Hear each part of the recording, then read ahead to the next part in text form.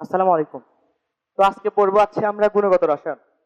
তোমরা আমাকে বলো, হাজারীনাথ স্যার অথবা গুহ স্যার, কবির স্যার, যার বই পড়ো, বই রিডিং করছো কে কে? বাপরে, আগের ব্যাচে ছেলেরা পড়ছিল না কেউ? বই রিডিং করছো, এখন বলো তো গুণগত রসায়নের সংজ্ঞা কি?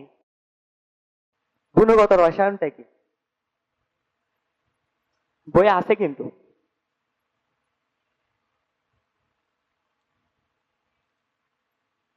হ্যাঁ হ্যাঁ হ্যাঁ, কাছাকাছি গেছো, গুড।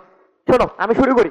গুণগত রসায়নটা হচ্ছে পদার্থ বা বস্তুর মধ্যবর্তী যেসব উপাদান থাকে অথবা ধর্ম থাকে, বুঝছো? উপাদান, ধর্ম, উপস্থিতি, অনুপস্থিতি।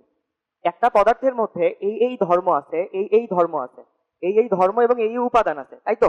এবং এই এই ধর্ম নাই এবং এই এই উপাদান নাই, বুঝছো? ক্লিয়ার? অর্থাৎ কোন পদার্থ বা বস্তুর মধ্যে কি কি উপাদান এবং ধর্ম উপস্থিত এবং অনুপস্থিত তা নিয়ে আলোচনা করা হয় হচ্ছে কেমিস্ট্রির গুণগত রসায়নে, বুঝছো?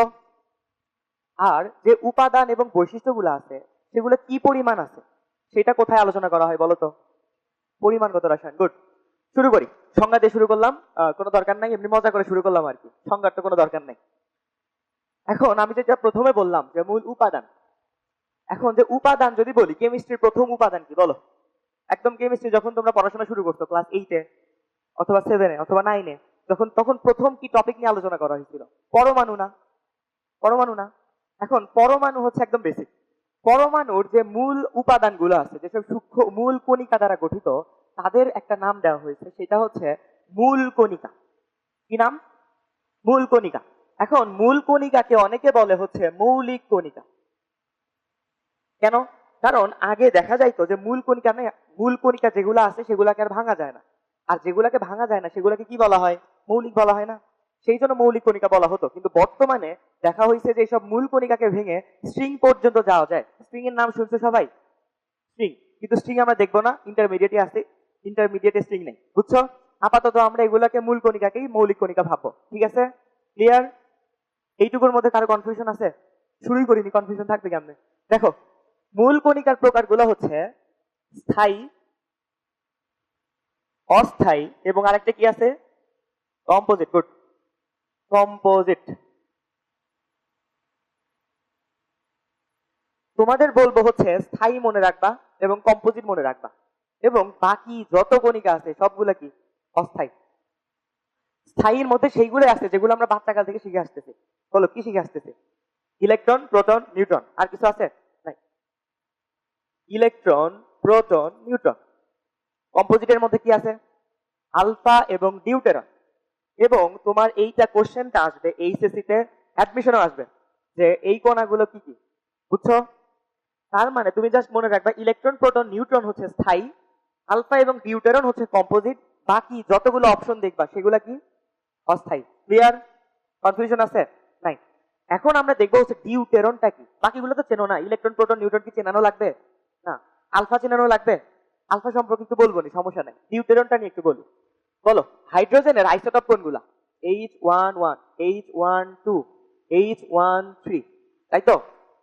এখন এই যে H11টা সবচেয়ে বেশি পরিচিত, এইটা থেকে যদি একটা ইলেকট্রনকে বের করো, বলো তো এটার নাম কি?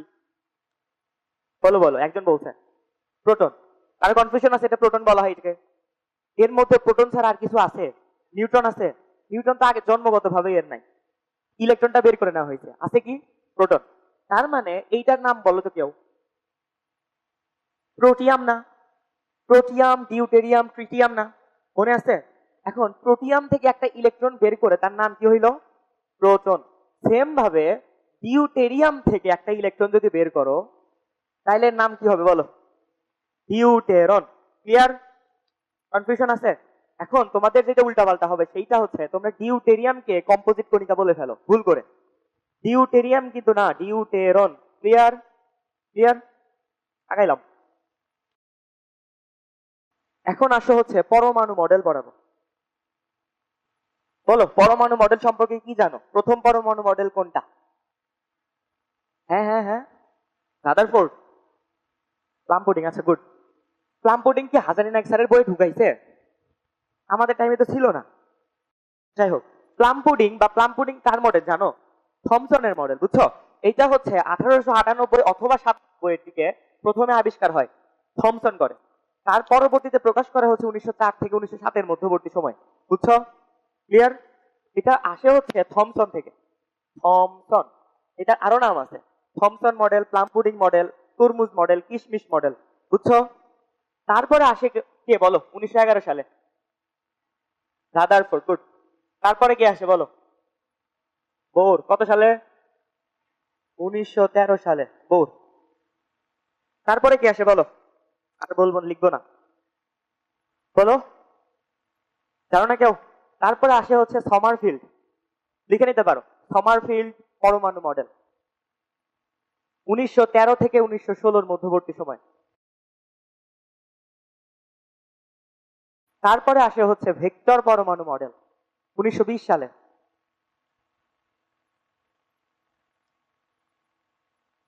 এটার পরে হচ্ছে সমারফিল্ড,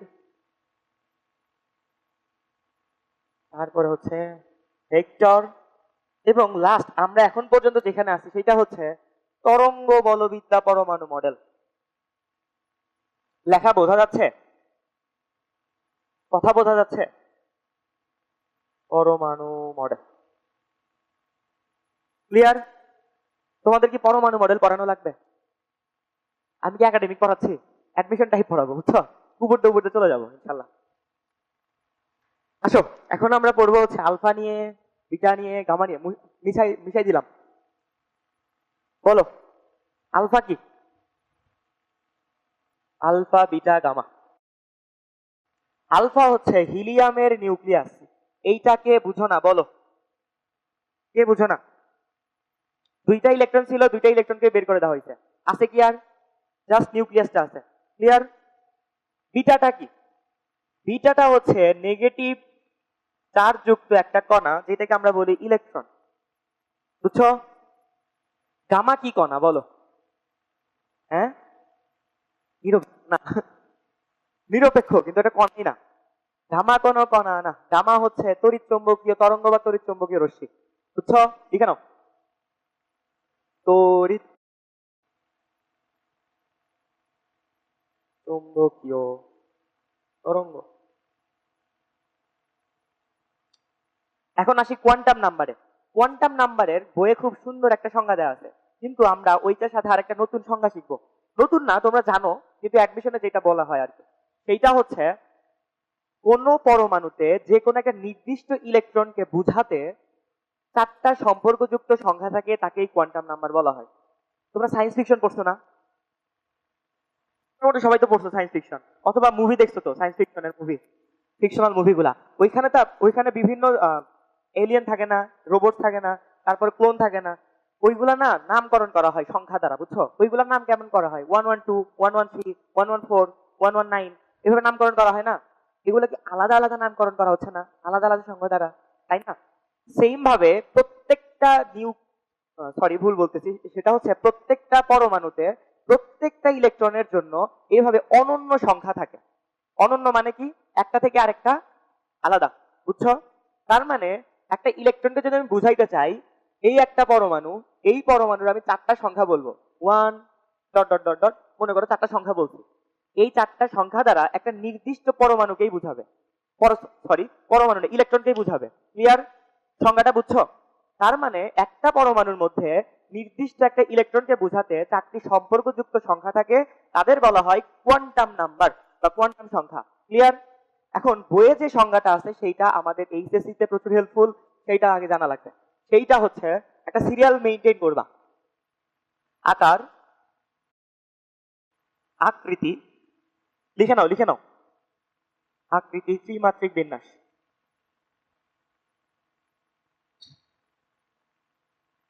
আর স্পিন। আকার, আকৃতি, ত্রিমাত্রিক বিন্যাস এবং স্পিন, একদম সিরিয়ালি, বুঝছো? সিরিয়ালি তুলবা, কেউ আবার আকৃতি আকার লিখো না।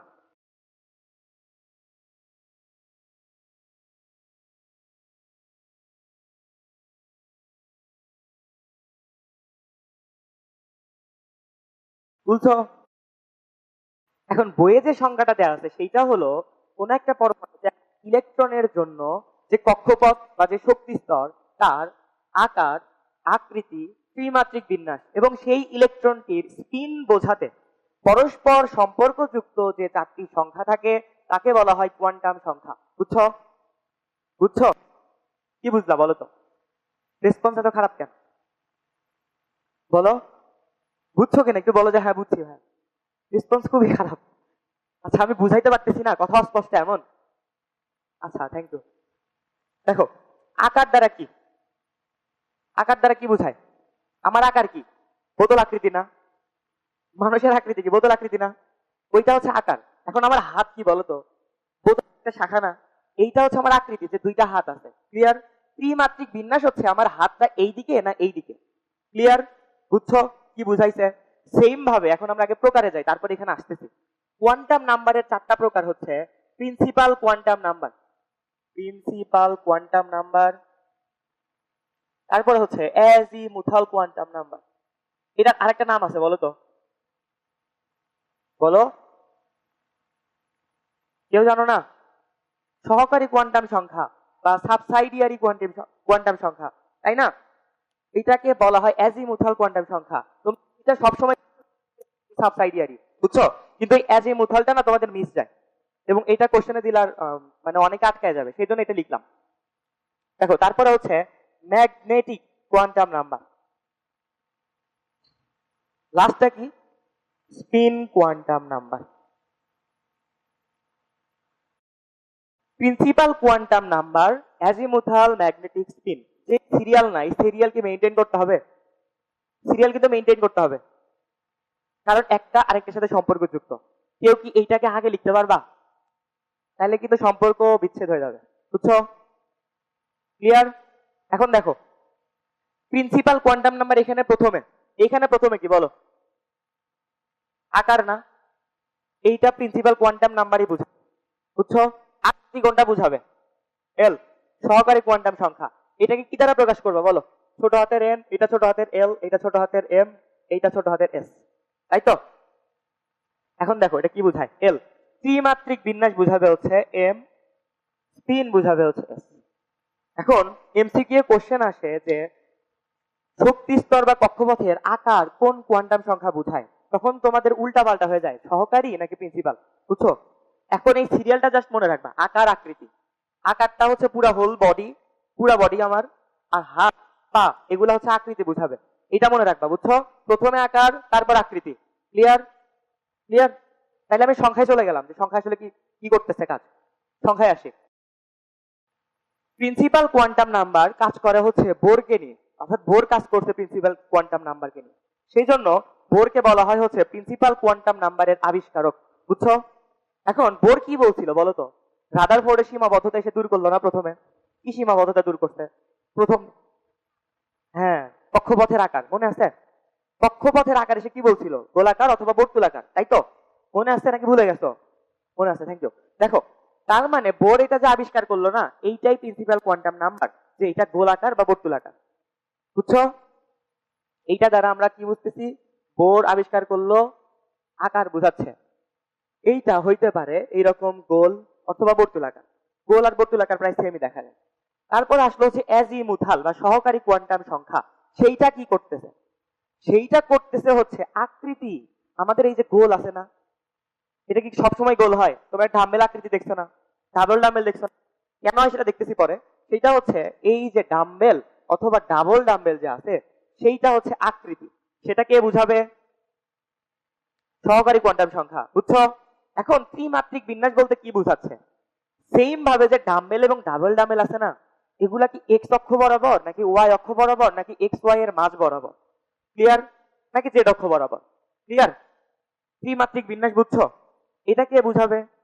Magnetic quantum number. এবং স্পিন কোয়ান্টাম নাম্বার কি বোঝায় সেটা একদম ইজি। প্রত্যেকটা অরবিটালে 2টা করে ইলেকট্রন থাকে, একটা যদি ক্লকওয়াইজ ঘোরে আর একটা অ্যান্টি ক্লকওয়াইজ ঘুরবে। ক্লিয়ার? তার মানে প্রত্যেকটা অরবিটালে কয়টা করে ইলেকট্রন থাকা সম্ভব বলো? 2টা না? একটা যদি ক্লকওয়াইজ ঘুরে আর একটা কোন দিকে ঘুরবে? Anti clockwise. তার মানে একটা অরবিটালে 2টা করে ইলেকট্রন থাকা সম্ভব। এখন যদি আমরা ইলেকট্রন গণনা করতে চাই, তাহলে কি আমাদের অরবিটাল সংখ্যা গণনা করলেই হয়ে যাচ্ছে না? তাই তো? জাস্ট অরবিটাল সংখ্যা গণনা করব, তার সাথে 2 গুণ দিব, তাহলে কি টোটাল ইলেকট্রন সংখ্যা পেয়ে যাব না?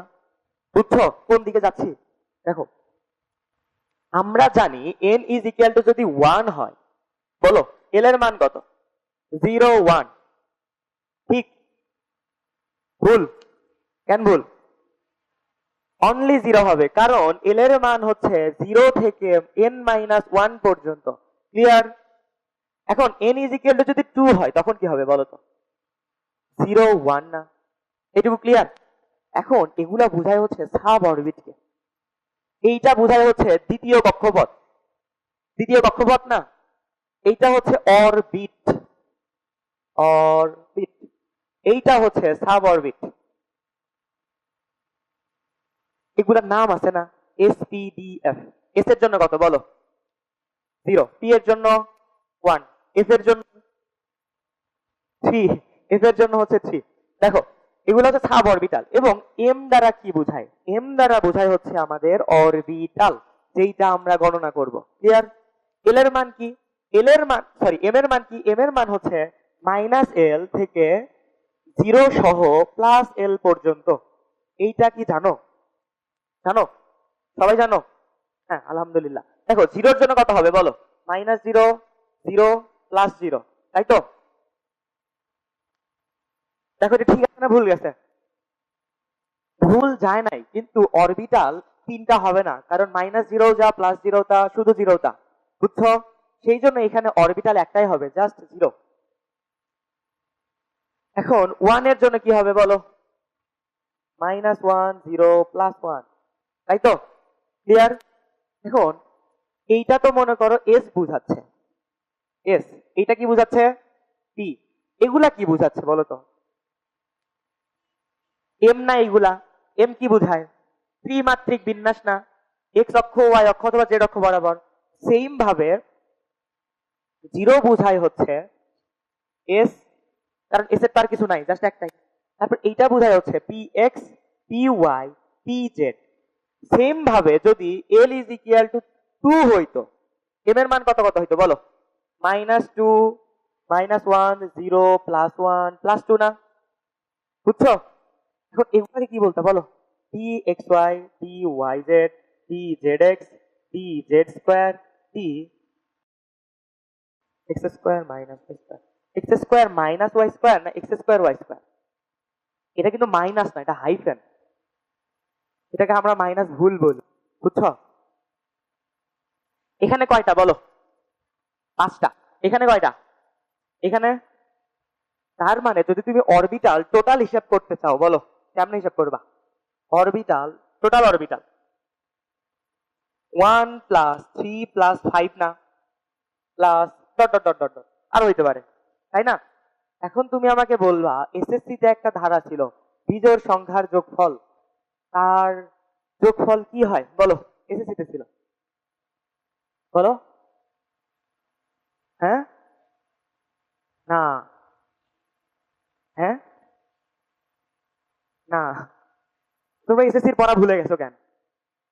বিজোড় সংখ্যার ধারার যোগফল হয় M square, dot dot dot N পর্যন্ত যদি হয়। বুঝছো? সরি, এন না হইতে পারে, 2n + 1 হইতে পারে। এন স্কোয়ার হয়, এটা মনে আছে নাকি এখনো মনে পড়তেছে না? মনে পড়তেছে না? এ তো প্রচুর করুণ অবস্থা। দেখো, এন স্কোয়ার, বুঝছো? অরবিটাল সংখ্যা পাইলাম এন স্কোয়ার। এখন বলো ইলেকট্রন সংখ্যা কেমনে হিসাব করবা? তার সামনে 2 দিতে হবে না? প্রথমেই বলছিলাম। তার মানে টোটাল ইলেকট্রন কত বলো? টোটাল ইলেকট্রন সংখ্যা 2n স্কোয়ার না? এইটা ছিল হচ্ছে 2n স্কোয়ারের প্রতিপাদন। এটা কি আগে দেখছিলা কোথাও? দেখো, এখন আসি। এখন আমরা আসবো হচ্ছে অরবিটাল সংখ্যা গণনায়। আমরা জানলাম এন এর জন্য, এন তম কক্ষপথের জন্য অরবিটাল হচ্ছে কত? এন স্কোয়ারটা, তাই তো? অরবিটাল। এখন যদি তোমাকে বলে জাস্ট পি এর জন্য অরবিটাল কত, জাস্ট ডি এর জন্য অরবিটাল কত, তখন কি করবা বলো? তখন কি এন স্কোয়ার দিবা? তখন কি এল স্কোয়ার দিবা? ডি এর জন্য এল কত বলো? ডি এর জন্য এল ইজ ইকুয়াল টু হচ্ছে কত? 2 না? 2 স্কোয়ার দিবা? 2 স্কোয়ারের পক্ষে কে কে বলো বলো? না, এটা তো তুমি মুখস্থ করে আসছো, এখন আন্দাজ করে বলো। মুখস্থ না।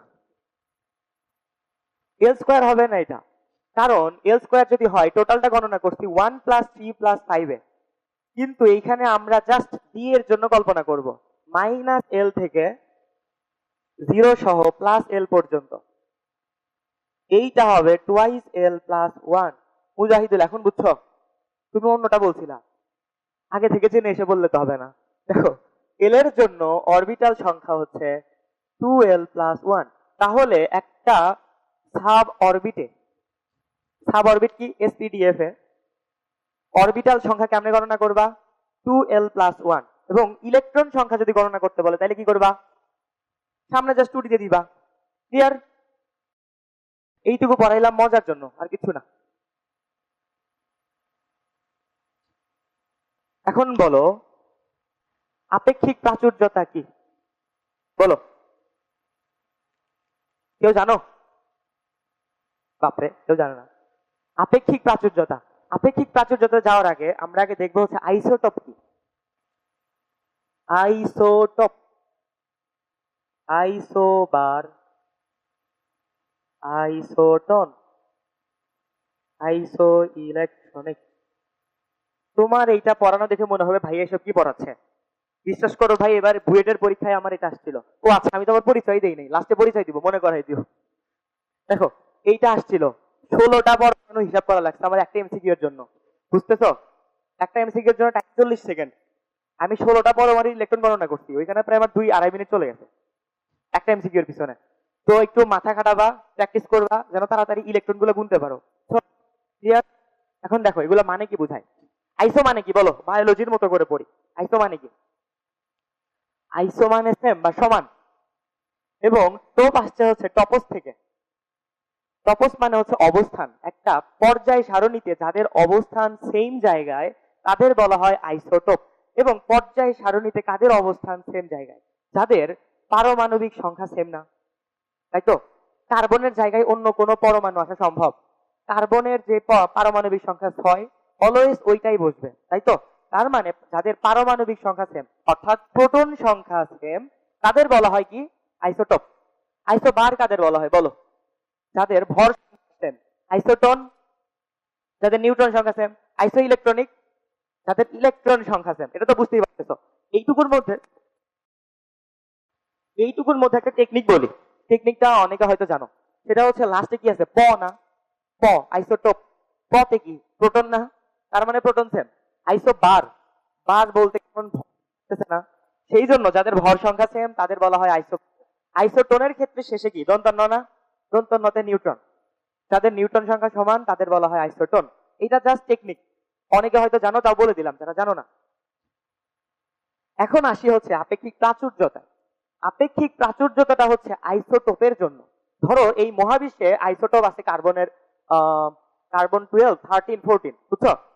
এখন সবগুলা কি সেম পরিমাণে থাকে? যে এইটার প্রতিষ্ঠা, এইটার প্রতিষ্ঠা, এইটার প্রতিষ্ঠা, এমন থাকে? থাকে না কিন্তু। তার মানে কার্বন 12, কার্বন 13, কার্বন 14, বুঝছো?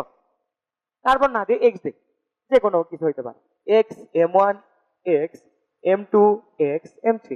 মনে করো 3টা আইসোটোপ আছে এক্স পরমাণুর জন্য, বুঝছো? 3টা আইসোটোপ কিন্তু বলতেছি, প্রোটন সংখ্যা সেম, জাস্ট ভর সংখ্যা আলাদা, বুঝছো? ক্লিয়ার? এখন দেখো এইটা যেভাবে থাকবে, মহাবিশ্বে মনে করো 100টা এক্স আছে, বুঝছো? 100টা এক্স আছে, তার মধ্যে ওই এক্স গুলার মধ্যে 50টার আছে হচ্ছে M1 এর, 40টা আছে হচ্ছে M2 এর, 10টা আছে হচ্ছে M3 এর। টোটাল 100 হইছে? হইছে?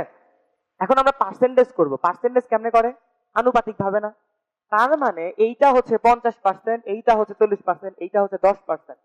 মহাবিশ্বে আইসোটোপ গুলোর মধ্যে আপেক্ষিক ভাবে যেটা যত শতাংশ থাকে তাই হচ্ছে তার আপেক্ষিক প্রাচুর্যতা, বুঝছো? Clear? এখন তোমার কোশ্চেন আসে হচ্ছে এখান থেকে, আপেক্ষিক পারমাণবিক ভর, পারমাণবিক ভর ইজ ইকুয়াল টু, এইটা ধরো A%, এইটা B%, এইটা C%, AM1 plus BM2 plus CM3 divided by 100, বুঝছো? ক্লিয়ার? এটা কি একটা সমীকরণ না? এখন কোশ্চেন লিখো, কোশ্চেন লিখো। ক্লোরিন 35.5 এর আইসোটোপ ক্লোরিন 35 ও ক্লোরিন 37, এদের আপেক্ষিক প্রাচুর্যতা কত?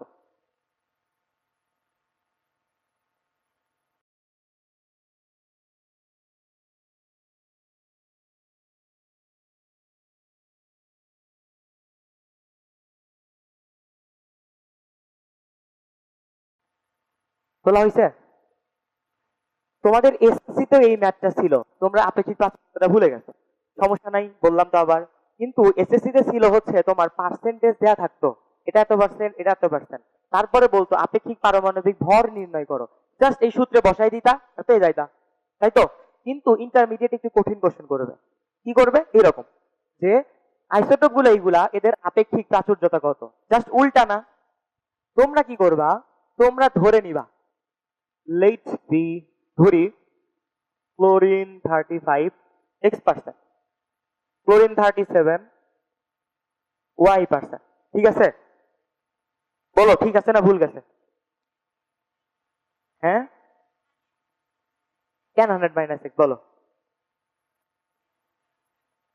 জোরে বলো একটু। হ্যাঁ, এটা এটা লজিক, বাট এটা পছন্দ হইলো না। আর কেউ বলবা যে কেন ওয়াই দেওয়া যাবে না? হ্যাঁ, বুঝিনি ভাই, একটু জোরে বলো। হ্যাঁ হ্যাঁ, ওইটা ও বলছে, সমস্যা নেই, কিন্তু এটা লজিক না। লজিক হচ্ছে এইখানে এক্স ওয়াই আনলে কয়টা চলক হয়? দুইটা। আমাদের সমীকরণ কয়টা? একটা না? এখন দুইটা চলক সমাধান করতে কয়টা সমীকরণ লাগে? দুইটা না? দুইটা সমীকরণ আমাদের হাতে আছে। আমরা তখনই এটা দিতে পারতাম যখন আমাদের আরেকটা শর্ত দেয়া থাকতো, বুঝছো? কোনো শর্ত আছে এখানে? জাস্ট একটা আমাদের সূত্র জানি, একটা সমীকরণ পাবো, তো এখানে একটা চলক রাখতে হবে। এটা করবা হচ্ছে 100 - x। তোমরা যেটা বলছো সেটা হচ্ছে মুখস্থের মতো হয়ে গেছে লজিকটা, বুঝছো? এখন বুঝছো? ক্লিয়ার? এখন কি করবা? এখন করবা হচ্ছে x গুণন 35 প্লাস 100 - x গুণন 37 divided by 100 is equal to 35.5। এখান থেকে x সমাধান করবা, x ইজ ইকুয়াল টু আসবে 75%, 75 এবং 100 - x আসবে হচ্ছে 25।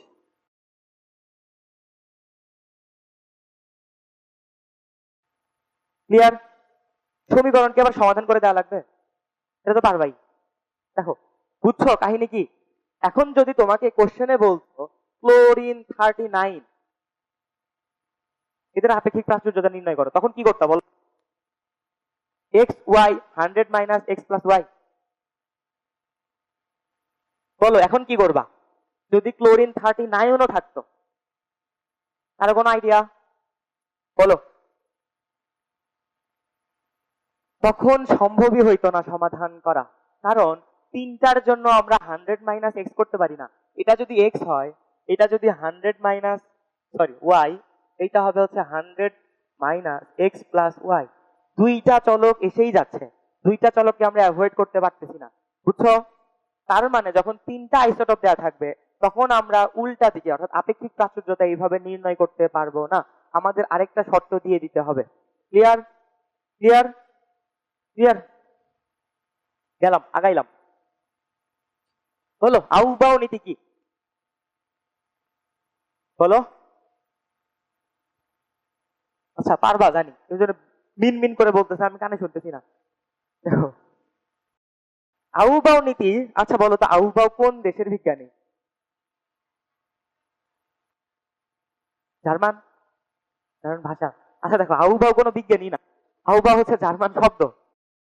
সেইটা আউবাও অর্থ হচ্ছে, হ্যাঁ, আউবাও অর্থ হচ্ছে বিল্ডিং আপ, অর্থাৎ আস্তে আস্তে উপরের দিকে যাওয়া, উপরের দিকে করা, বুঝছো?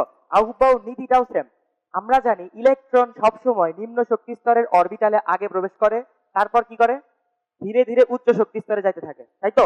তার মানে আমাদের ইলেকট্রন বিন্যাস হয় এইভাবে, x 1s2 2s2 2p6 es2 3p5, মনে করো এটা একটা ইলেকট্রন বিন্যাস। কনফিউশন আছে এখানে? এখন এইখানে ইলেকট্রন কেন এখানে আগে প্রবেশ করলো, কেন এখানে পরে প্রবেশ করলো? নর্মাল আউবাও নীতি। আউবাও নীতি এটা আমরা জানি যার শক্তি বেশি সেখানে পরে প্রবেশ করবে, কিন্তু শক্তি কত সেইটা আমরা পরে ম্যাপ করব। শক্তি কার বেশি সেইটা বোঝার জন্য একটা মেথড আছে। কি মেথড? এন প্লাস এল, মনে আছে? এন প্লাস এল এর মান যার বেশি তার কি শক্তিও বেশি। দেখো এটার জন্য দেখো কত, বলো 2+1 না? 2+1 না সমান কত বলো? 3 না? এইটার জন্য কত? 3+0 ইজ ইকুয়াল টু 3। দুইটা তো সেম হইলো। এখন যার এন এর মান বেশি তার শক্তি বেশি, এইটা কার সূত্র বলো? এইটা হচ্ছে ম্যাডিল্যাঙ্গের সূত্র।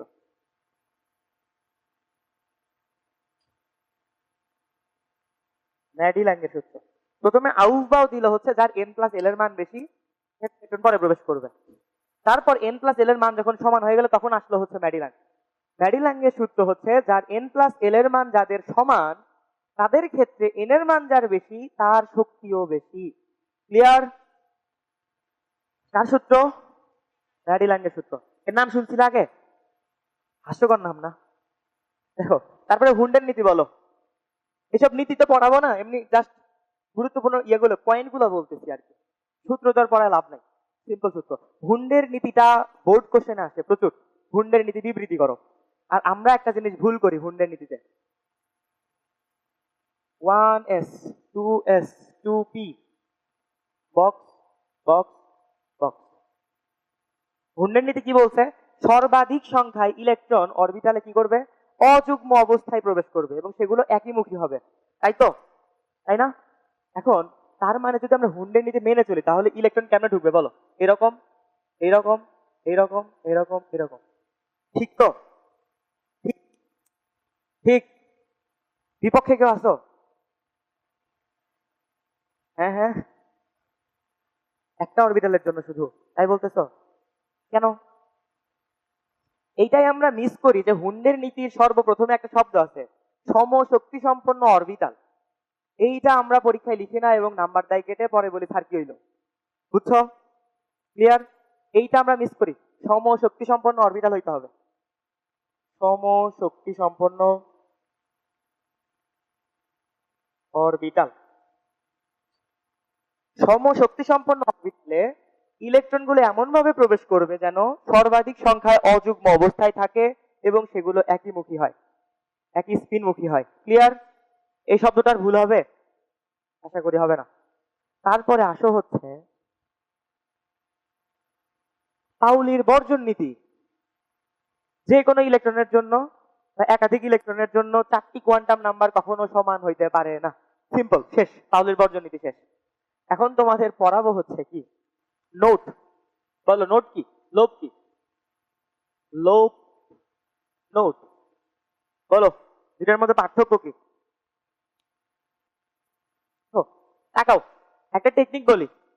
দেখো হাস্যকর টেকনিক যদিও, সেটা হচ্ছে নো মানে না, ই মানে ইলেকট্রন। যেখানে ইলেকট্রন নাই সেটাই হচ্ছে নোট। বুঝছো? এটা কিন্তু টেকনিক, এটা কিন্তু মেথড না। এভাবে নামকরণ করা হয় নাই, খুদাই নামকরণ করা হয়েছে, আমরা জাস্ট মিলাইছি আর কি। বাঙালির কাজ তো, বুঝতেছো তো, যত ইজি করা যায়। নোড হচ্ছে যেখানে ইলেকট্রন থাকে না, এবং লোভ কি? লোভ হচ্ছে যেখানে ইলেকট্রন থাকে, এই দিক দিয়ে ইলেকট্রন থাকে। বুঝছো? ক্লিয়ার? এটা ডাম্বেল না, ইলেকট্রন কি এভাবে ঘুরে না এর মধ্যে? তার মানে এইটা হচ্ছে লোভ, এবং যেখানে ইলেকট্রন থাকে না সেইগুলাকে কি বলা হবে? নোড, তাই তো? এখন আমরা দেখবো হচ্ছে নোডের সংখ্যা কি। ধরো এইটা একটা পরমাণু, এটা হচ্ছে 1s, এটা হচ্ছে 2s। দেখো 1s এর জন্য ইলেকট্রন, আমি একটা সরল রেখাকে জাস্ট বাঁকাই দিছি না, সরল রেখার মতো জাস্ট একটা টান ছিল, জাস্ট ঘুরায় একটা বর্তুলাকার গঠন দিছি, তাই তো? তাই না? এখন ইলেকট্রন কি এই সরল রেখা বরাবরই চলে?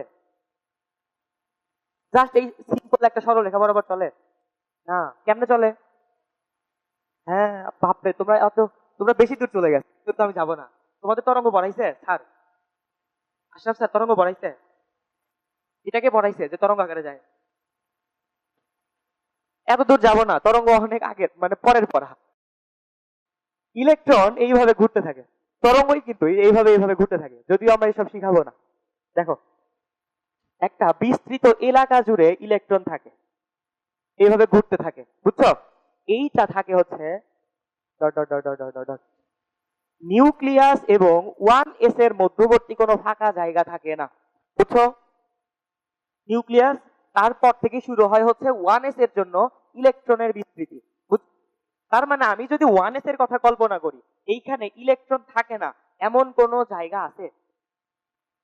আছে? এই পর্যন্ত ইলেকট্রন থাকে, তারপরে নিউক্লিয়াস শুরু। ইলেকট্রন না থাকার মতো জায়গা আছে? নিউক্লিয়াস তো আমাদের সিলেবাসের বাইরে, মানে এইচএসসির সিলেবাস না, আমাদের আলোচনার সিলেবাসের বাইরে, বুঝছো? তার মানে 1s এর জন্য কোনো নোড আছে? বলো তো। তার মানে 1s এর জন্য কোনো নোড নাই। Node is equal two 1s এর জন্য 0, বুঝছো?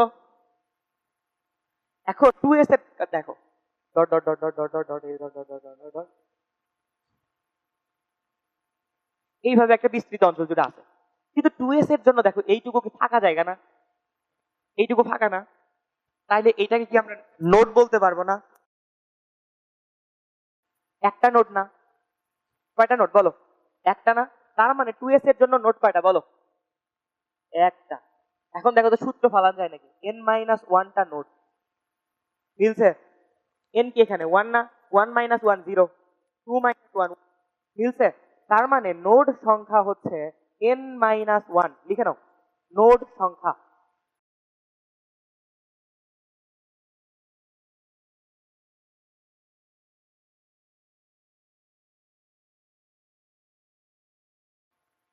সাই চিনো? সাই কোথায় দেখছো বলো? শ্রোডিঞ্জারের পড়ছো? পড়া পড়াই না কেউ পুরো। দেখো, শ্রোডিঞ্জারের মধ্যে সাই আছে। সেই সাই স্কোয়ারই হচ্ছে বুঝায় হলো আমার ইলেকট্রন প্রাপ্তির সম্ভাবনা। কি বুঝায়? তোমরা এসএসসি তে তো শর্ট সিলেবাস ছিল, সম্ভাবনা অধ্যায় ছিল? ছিল। তার মানে যদি সাই স্কোয়ার ইজ ইকুয়াল টু 0 হয়, আমি বললাম কি ইলেকট্রন প্রাপ্তির সম্ভাবনা শূন্য, মানে ইলেকট্রন পাওয়া যাবে? যাবে না। তার মানে ওইটাকে কি বলবো? নোড বলবো না? তার মানে নোডের জন্য সব সময় সাই স্কোয়ার ইজ ইকুয়াল টু 0। এইটা মাত্র দেখো, কিছুক্ষণ পর কিন্তু কোশ্চেন দিব উল্টা। তুমি থাকবা না, তুমি তো করছো।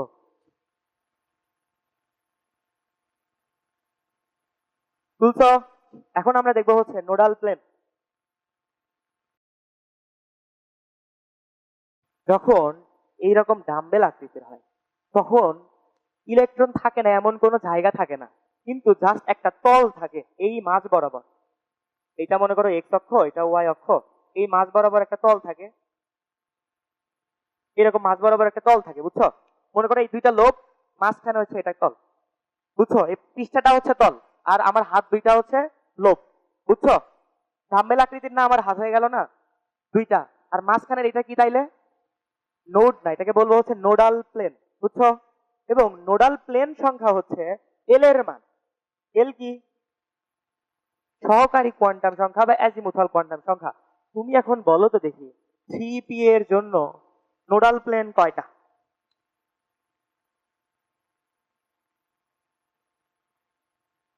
বলো।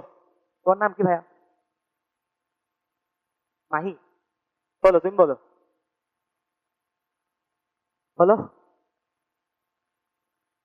বুঝো নাই কি বলছি? নোডাল প্লেন সংখ্যা কত?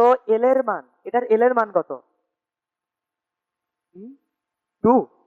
2 কেমনে? 1 না? গুড। দেখো, পি এর জন্য কত? এস এর জন্য কত? 0 না? পি এর জন্য 1 না? ডি এর জন্য কত? 2 না? এইগুলাই হচ্ছে নোডাল প্লেন সংখ্যা। তার মানে যদি আমি বলতাম 3D এর জন্য নোডাল প্লেন কয়টা, কি বলতা? 2টা। কনফিউশন আছে? 2টা কেমনে হইতো? এই যেটা আছে না এক্স অক্ষ, এটা ওয়াই অক্ষ, এই দুইটার জন্য এই বরাবর একটা প্লেন থাকতো, এবং এই দুইটার জন্য এই বরাবর একটা প্লেন থাকতো। দুইটা নোডাল প্লেন, বুঝছো? ক্লিয়ার? ভেক্টরের ক্ষেত্রে পড়তো না যে যে কোনো ভেক্টরের জন্য তার লম্ব দিকে কখনো উপাংশ থাকে না, কারণ cos 90 ডিগ্রি ইজিক্যাল টু 0 আসে। পড়তো না? সেম ভাবে এইভাবে লম্ব ভাবে দুইটা প্লেন থাকে যেখানে কখনো ইলেকট্রন যায় না, সেই জন্য বলা হয় নোডাল প্লেন। ক্লিয়ার? এখন কোশ্চেন দেই। কোশ্চেন লিখো, নিচের কোন কোয়ান্টাম সংখ্যাগুলো সঠিক নয়? নিচের কোন কোয়ান্টাম সংখ্যাগুলো সঠিক নয়? Option A,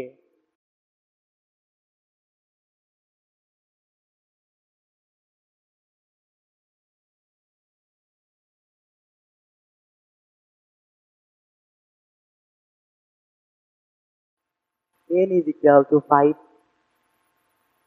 l is equal to 2, n is equal to -3, s is equal to +1.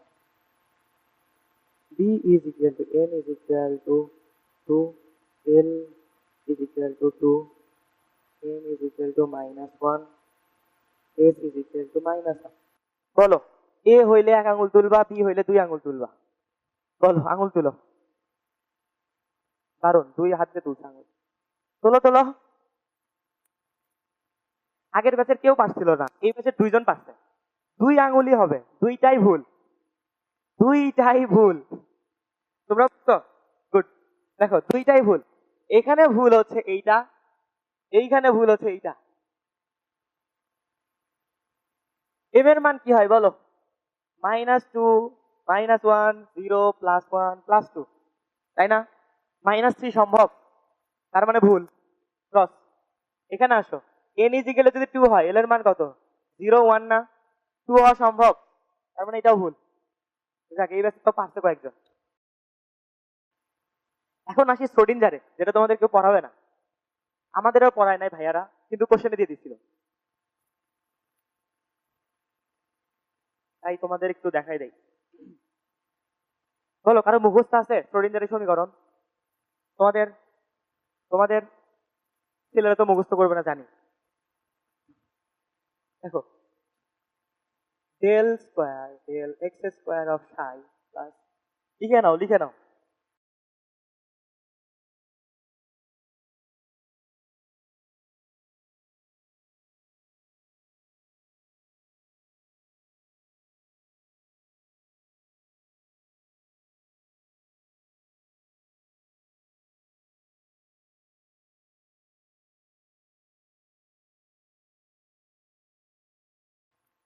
বলো এখানে ই কি, এম কি?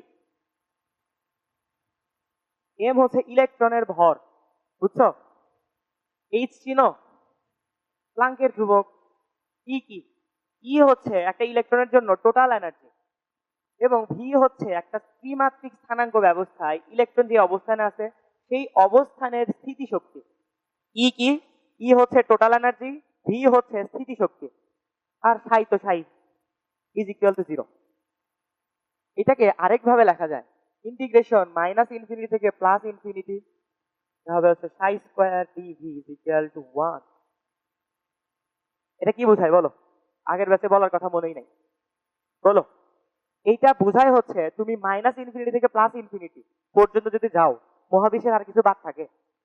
মহাবিশ্বের সম্পূর্ণ কভার করছো না। সাই স্কোয়ার মানে কি বোঝায় বলো? ইলেকট্রন প্রাপ্তির সম্ভাবনা না? তার মানে তুমি মহাবিশ্বের এক প্রান্ত থেকে আরেক প্রান্তে যদি পৌঁছাও, তাহলে ইলেকট্রন অবশ্যই পাবা, এটাই বোঝায় সম্ভাবনা 1।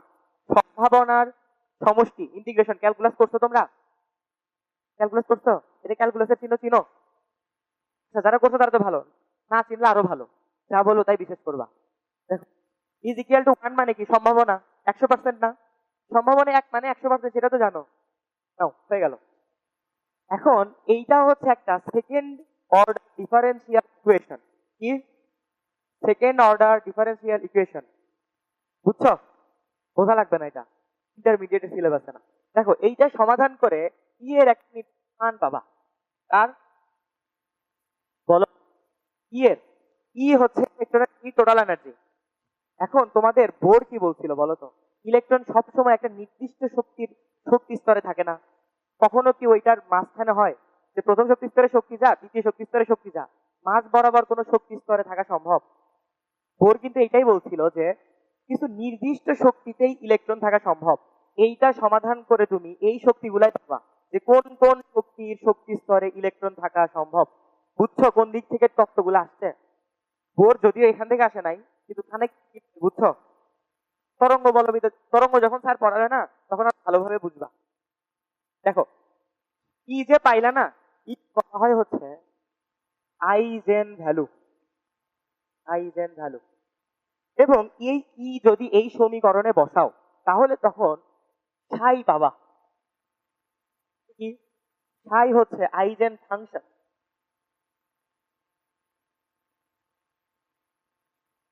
এখন তোমাদের স্যার হয়তো বলছিল S divided by T is equal to V, V divided by T is equal to A divided by T is equal to কি বলো বলো, স্যার তো বলার কথা, বলো বলো, দেখা যাচ্ছে না? S divided by T V, V divided by T A divided by T. Sir অবশ্যই বলছে, বলছে হচ্ছে একটা জিনিস পাওয়া যাবে যে ভৌত তাৎপর্য নাই, এরকম কিছু বলছিল ছিল? একজন বলতেছে, বাকিগুলা কি ক্লাসে ক্লাস স্যারের যার ভৌত তাৎপর্য নাই। এই সাইটাও সেম, ফাংশন একটা, কিন্তু এর কোনো ভৌত তাৎপর্য নাই, বুঝছো? কিন্তু সাই স্কোয়ারের ভৌত তাৎপর্য আছে। সাই স্কোয়ারটা হচ্ছে তরঙ্গের তীব্রতার সমানুপাতিক, তীব্রতার সমানুপাতিক, বুঝছো?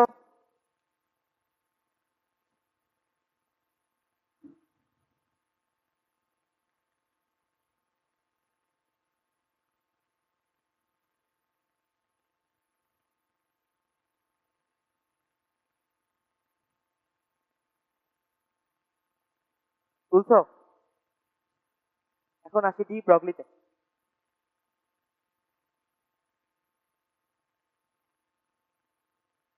ডি ব্রগলি, বলো ডি ব্রগলি কি বলছে?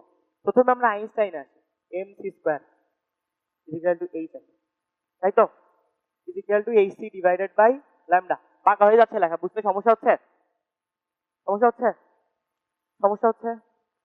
দেখো, is equal to mc square is equal to ac divided by lambda, mc is equal to h divided by lambda, c c কাটা, বুঝছো? ক্লিয়ার?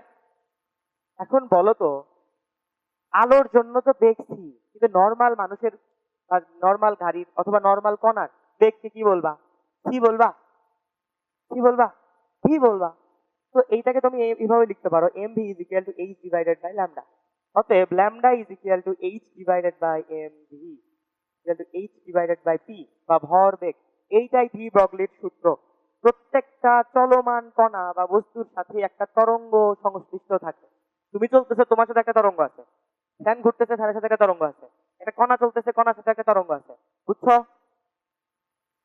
ক্লিয়ার? দেখো, এখন তোমাদের তো তরঙ্গ অধ্যায় পড়াই নাই। এইটা মনে করো একটা কক্ষপথ, এইটার কক্ষপথের টোটাল পর্যায় হয় হচ্ছে যততম কক্ষপথ ততগুলা, বুঝছো? এই একজন বললো না যে তরঙ্গ আকারে, তরঙ্গ আকারে ইলেকট্রন, এখন কয়টা তরঙ্গ, কয়টা পূর্ণ তরঙ্গ হয়, কেমনে বুঝবা? যততম কক্ষপথ ততগুলা হয়, বুঝছো? তার মানে যদি আমি এইটা পরিধি নির্ণয় করতে চাই, 2π/n, বুঝছো? 2π/n যদি নির্ণয় করতে চাই, সেটা কত হবে? n ল্যামডা না? এইটা বুঝো নাই কে, বলো বলো বলো, তুমি বুঝো নাই? দেখো কি বললাম, ইলেকট্রন কিভাবে চলে? তরঙ্গ আকারে না? এখন প্রথম কক্ষপথে যেভাবে তরঙ্গ আকারে চলবে, দ্বিতীয় কক্ষপথেও কি সেইভাবে তরঙ্গ আকারে চলবে? তরঙ্গ চেঞ্জ হয়ে যাবে না? এখন তরঙ্গ সংখ্যাটা কয়টা? একটা যে ছোট একটা, আস্তে আস্তে কক্ষপথ বড় হচ্ছে না, তাহলে কি তরঙ্গ সংখ্যা বাড়বে না? এখন তরঙ্গ সংখ্যা কতগুলা? প্রথমটার জন্য একটা, দ্বিতীয়টার জন্য দুইটা, তৃতীয়টার জন্য এইভাবে বাড়তে থাকে। এইভাবে 2π/n কি বোঝায়? পরিধি না? এই কক্ষপথের পরিধি না? এইটা সমান হয় হচ্ছে n কত, কততম কক্ষপথ, সেইটাই তো প্রধান সংখ্যা, সেইটার সাথে তরঙ্গ দৈর্ঘ্য গুণ করলাম, তাহলে কি পরিধিটা পেয়ে যাবা না? বুঝছো? তোমরা বুঝছো? দেখো কি জানলাম, 2π/n is equal two lambda সমান কি জানছি? h ডিভাইডেড বাই mv, তাই তো? তার মানে mv আর n is equal to nh divided by 2π। 2π কে এই পাশে নিয়ে আসলাম, mv কে সামনে নিয়ে আসলাম। বলো এই সূত্রটা কি চেনা চেনা লাগে? কোথায় দেখছো বলো? ভোরের তত্ত্ব। ভোরের তত্ত্বে কি ছিল? কৌণিক ভরবেগ হচ্ছে nh ডিভাইডেড বাই 2π। এটা কি কৌণিক ভরবেগ না? mv আর n। বুঝছো কেমনে আসছে? বুঝছো? গেল। আসো এখন কিছু সূত্র লিখে দিব, কারণ প্রতিপাদনের সময় নাই।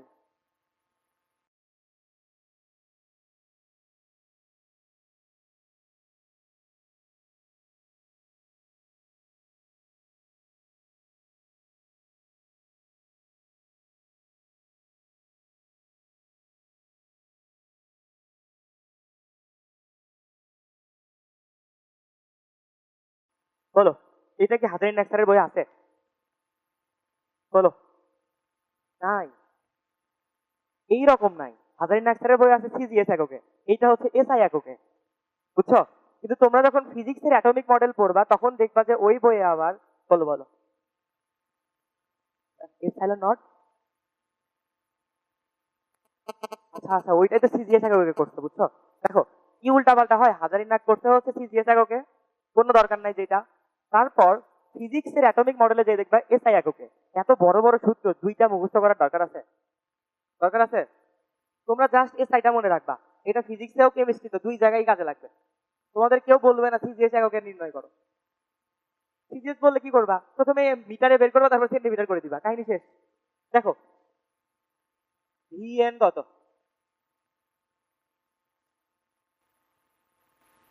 জেড স্কোয়ার ডিভাইডেড বাই 2 হ্যান। তারপর বলো is equal to M Z square E to the power 4 divided by E square epsilon naught square M square. E কে কি বলো তো?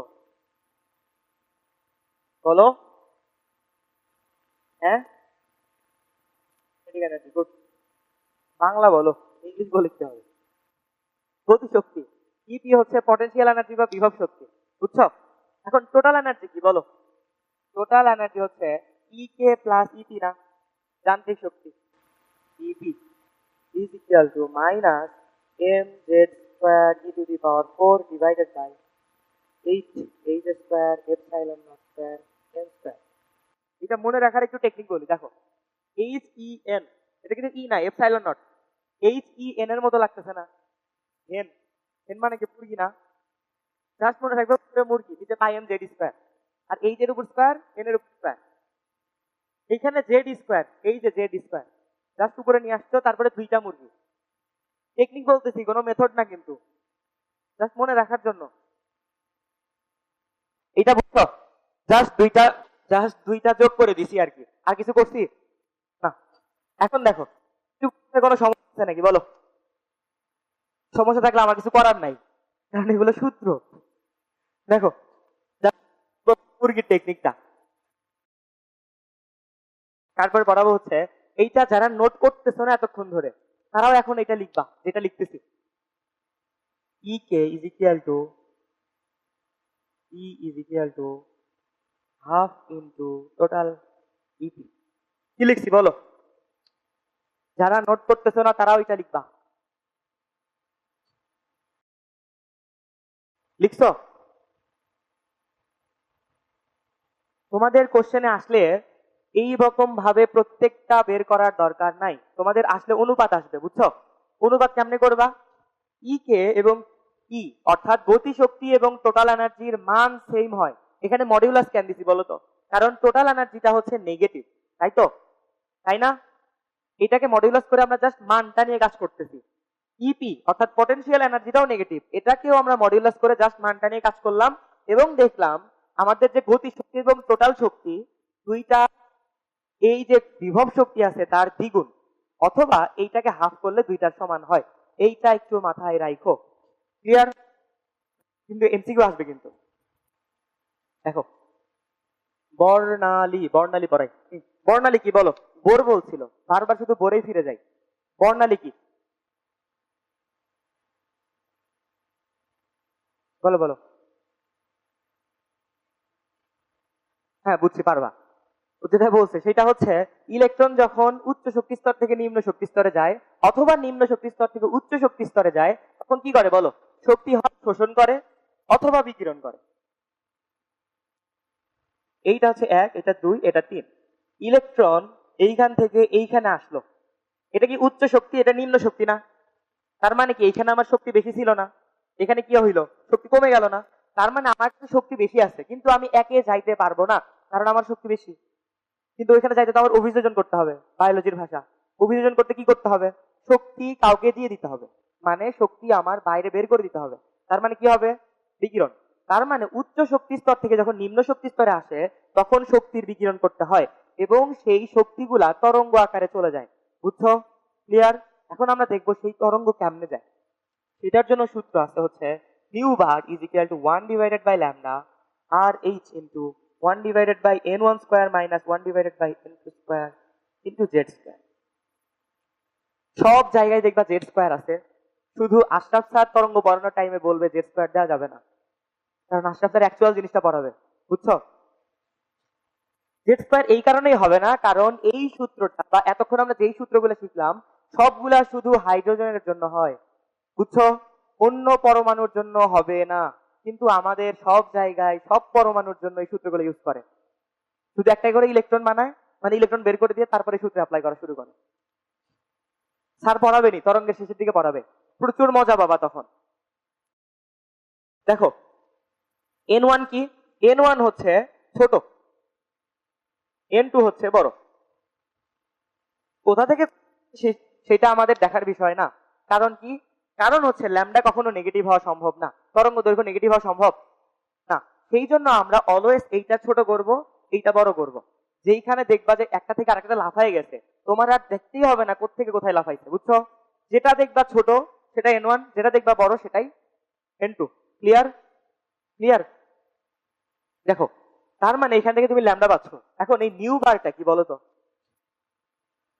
তরঙ্গ সংখ্যা। তরঙ্গ সংখ্যা জিনিসটা কি? কম্পাঙ্ক জিনিসটা কি বলো? হ্যাঁ, কম্পাঙ্ক হচ্ছে এক সেকেন্ডে কতগুলো পূর্ণ কম্পন হয়, সেটা কি তরঙ্গ সংখ্যা না? সরি, কম্পাঙ্ক না? নিউ অথবা এফ দুটা দ্বারা প্রকাশ করা হয়, তাই তো? এটার একক কি বলতো? পার সেকেন্ড অথবা হার্জ না? এখন তরঙ্গ সংখ্যাটা হচ্ছে 1 মিটারের মধ্যে কতগুলো পূর্ণ তরঙ্গ আছে, এটার একক কি হবে বলো? পার মিটার না? 1 সেকেন্ড থেকে পার সেকেন্ড হয়েছে, 1 মিটার থেকে পার মিটার হবে না? সিম্পল। তরঙ্গ সংখ্যাটা বুঝছো কি? 1 মিটারের মধ্যে যতগুলো পূর্ণ কম্পন বা পূর্ণ তরঙ্গ আছে। ক্লিয়ার? ক্লিয়ার? আচ্ছা, গেল। এখন আমরা দেখবো বর্ণালী কি হয়। বর্ণালীতে যখন ইলেকট্রন আসলো নিচের কক্ষপথে, শক্তি তো বের করে দিবে, তখন আমরা হয় আলো দেখবো অথবা দেখবো না, অথবা কোনো কিছুর মাধ্যমে ডিটেক্ট করবো যে একটা রশ্মি বের হচ্ছে, তাই তো? এখন যদি এই ইলেকট্রন 3 নাম্বার থেকে আগে আসছে না ওইখানে আমাদের চিত্রে, যদি একে আসে, এটা হচ্ছে n1, এইটা হচ্ছে n2, তাই তো? n2 থেকে n1 আসছে, নর্মাল হিসাব। বুঝতেছো? দেখো, তার মানে এখন যদি আমরা n1 হয়, তখন নাম কি করা হয় বলো? Lightman series. যেই সিরিজটা পাবা তাকে কি বলা হবে? লাইট। যদি n1 ইজ ইকুয়াল টু 2 হয়, তখন বামার সিরিজ। যদি 3 হয়, অ্যাস্টেন। তারপর ব্র্যাকেট, তারপর ফুন্ড, তারপর হচ্ছে হামফ্রিস। মনে আছে? আচ্ছা, কিছু বাদ গেল কি? Lyman, Balmer, Paschen, bracket, Pfund. হ্যাঁ, ঠিক আছে, ক্লিয়ার। এখন নিচে যেগুলো আছে না সেগুলো থেকে তেমন কোশ্চেন আসে না, এটা থেকেও তেমন কোশ্চেন আসে না। বারবার এইখান থেকে কেন কোশ্চেন আসে বলো? দৃশ্যমান, গুড। কারণ বামার সিরিজটা হচ্ছে আমাদের দৃশ্যমান অঞ্চলের মধ্যে। ক্লিয়ার? ক্লিয়ার? আর এইটা হচ্ছে ইউভি রে, এইটা হচ্ছে অবলোহিত বা ইনফ্রারেড রে। ক্লিয়ার? কোশ্চেন অলওয়েজ এইখান থেকে আসে, কারণ এটা আমাদের দৃশ্যমান। বুঝছো? ক্লিয়ার? এখন n1 এর মান তো অলওয়েজ বামারের 2, n2 এর মান কি কি হবে বলো? 3 থেকে অসীম পর্যন্ত না? ক্লিয়ার? এখন আমরা ম্যাথ করব, বলো, ম্যাথ শুরু করো, কোশ্চেন লিখো। কোশ্চেন হচ্ছে বামার সিরিজের তরঙ্গ দৈর্ঘ্যের রেঞ্জ নির্ণয় করো।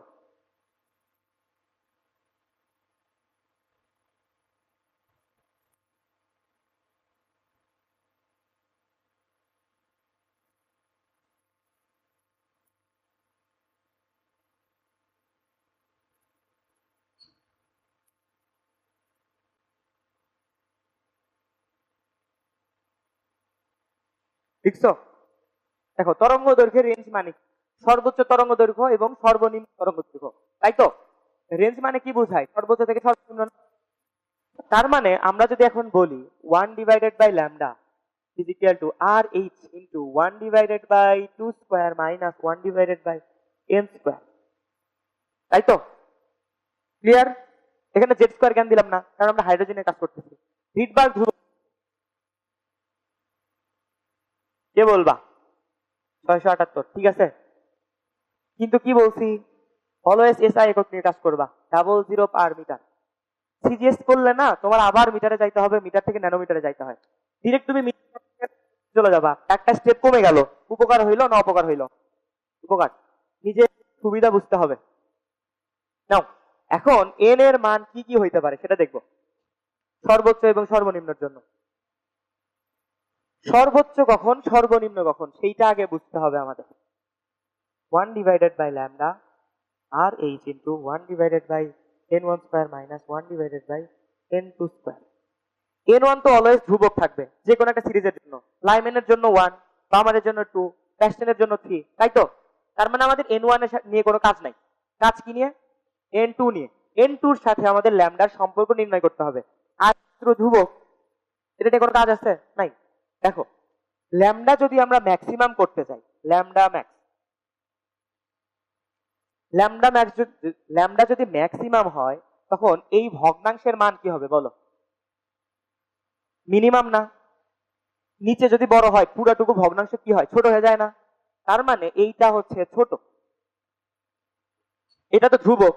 এইটা যদি ছোট হয় এটা কি ছোট হইতে হবে না? এটা কি বলতো? এ মাইনাস বি এর মতো না? একটা থেকে আরেকটা বাদ গেছে না? বুঝছো? এখন আমার কাছে মনে করো 5 টাকা আছে, তোমার উদ্দেশ্য কি? আমাকে ছোট করা না? উদ্দেশ্য কি? ছোট করা। এখন আমার কাছে 5 টাকা আছে, তুমি আমার থেকে 4 টাকা নিলে সুবিধা নাকি 3 টাকা নিলে সুবিধা? 4 টাকা না? তোমার উদ্দেশ্য হচ্ছে আমাকে ছোট করা বা ফকির করা, তাই তো? আমার কাছে 5 টাকা আছে, তুমি আমার থেকে বেশি বাদ দিবা না কম বাদ দিবা? বেশি বাদ দিবা না? তার মানে বি এর মান কত বলো? বেশি না কম? তার মানে 1/n2 স্কয়ার হবে ম্যাক্সিমাম, তাই তো? ক্লিয়ার? বুঝছো হিসাব? একটু জটিল ভাবে বলছি, বুঝছো? জটিল বলছি? তোমরা বলবা সহজ বলছেন ভাইয়া। দেখো এখন বলো ভগ্নাংশের মান যদি ম্যাক্সিমাম হয়, নিচের যে হর আছে হরের মান কত হবে? ম্যাক্সিমাম না মিনিমাম? ম্যাক্সিমাম। ভগ্নাংশের মান ম্যাক্সিমাম, তাহলে হরের মান কত? মিনিমাম না? ছোট হইতে হবে না? তার মানে n2 হবে হচ্ছে মিনিমাম। ক্লিয়ার? তার মানে আমাদের ল্যামডা যদি ম্যাক্সিমাম করতে চাই, n2 এর মান কি n2 এর মান কি করতে হবে? মিনিমাম।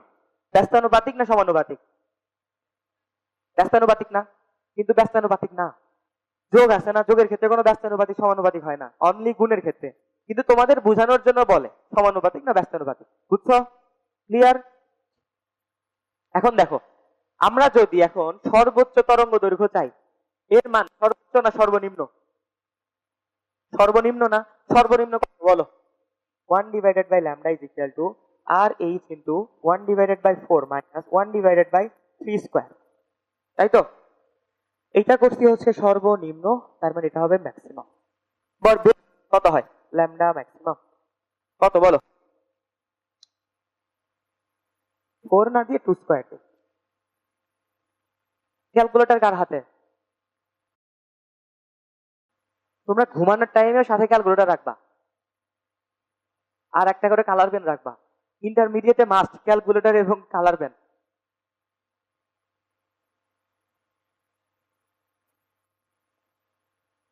ইঞ্জিনিয়ারদের জন্য আবার, ভার্সিটির কেউ ক্যালকুলেটর নিয়ে পড়ে থাকো না, পরে কিন্তু বাদ খাওয়া লাগবে। দেখো কত আসছে বলো? 6.56 10 ইনভার্স। সেম ভাবে এখন 1/λ মিনিমাম কত বলো? 1/2 স্কয়ার 1/ইনফিনিটি স্কয়ার। 1/ইনফিনিটি কত? 0 না? তার মানে জাস্ট এইটুকু। কত হয় বলো? Lambda minimum. তোমরা পরীক্ষায় 2-3 লাইন কইরো, আমি কিন্তু এক লাইনে করে দিচ্ছি। এটা আসবে হচ্ছে 3.64 × 10 ইনভার্স 7। রেঞ্জ বুঝছো? যখন তরঙ্গ দৈর্ঘ্য চাবে তখন অলওয়েজ ন্যানোমিটার নিয়ে কাজ করবা। কেন করবা? কারণ ছাত্রদের পছন্দ, এবং এমসিকিউ এর অপশন গুলো ন্যানোমিটারে থাকে সাধারণত। তার মানে তুমি ন্যানোমিটারে যদি বের করা তাড়াতাড়ি শিখো, তোমার সুবিধা। কেন শিখবা বুঝছো? ছাত্রদের পছন্দ এবং এমসিকিউ অপশন থাকে। ক্লিয়ার? এটা হবে 656, এটা হবে 364 ন্যানোমিটার। কোশ্চেন লিখো, তাদের হয়েছে। হাইড্রোজেনের ইলেকট্রন, এ আল্লাহ, তাড়াতাড়ি করো।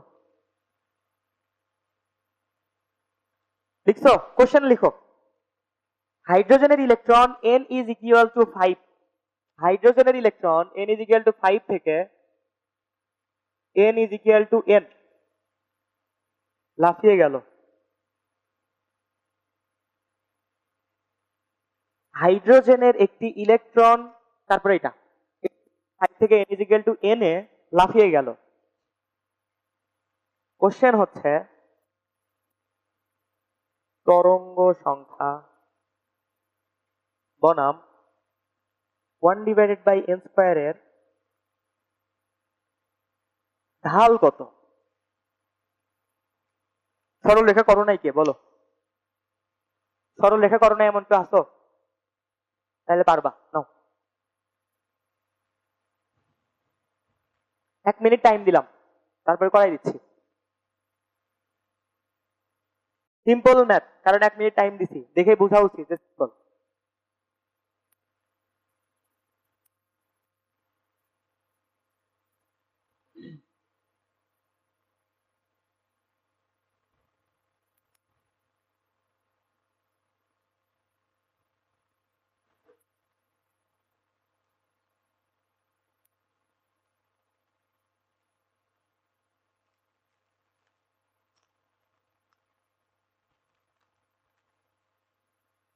তো পারছো?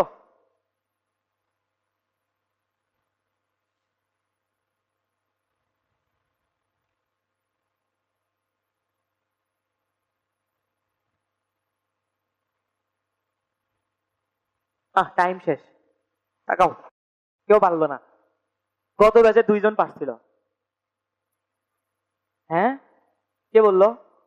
1 1 বলছো? না 1 না, 2 পয়েন্ট। তোমরা সংখ্যা নির্ণয় করতেছো কেন? দাঁড়াও দেখি, সংখ্যা আসলে দেখি, মিলাবনি, সংখ্যা আসুক আগে। কিন্তু সংখ্যা তো আসবেই না। করাই দিলাম তাইলে, তাকাও।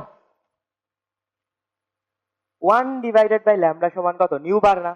নিউ বার মানে কি? তরঙ্গ সংখ্যা না? Is equal to RH into 1/5² minus 1/n²। এই সূত্রটা জানো না কে? এই সূত্রটা জানো না কে? আরে একটু বলো। কিছুক্ষণ আগে করাইছি, জানো না? এমন কেউ আসো? এখন দেখো, nu bar is equal to RH divided by 5² minus RH divided by n²। Nu bar is equal to minus RH into 1/n² plus RH divided by 5²। R H এর মান তো জানো, 5² এর মানও জানো। এটা কি ধ্রুবক না? এটা কি ধ্রুবক না? আমাদের কিসের সাথে কিসের লেখো বলো? তরঙ্গ সংখ্যা বনাম 1/n² না? তার মানে এটা হচ্ছে y, এটা হচ্ছে minus RH into x plus c। y is equal to mx plus c। বলো এইখানে ঢাল কত? এইখানে ঢাল কত? m না? এইখানে তাহলে ঢাল কত? মাইনাস আর এইচ না? ক্লিয়ার? ঢাল কত হইলো? Minus R H.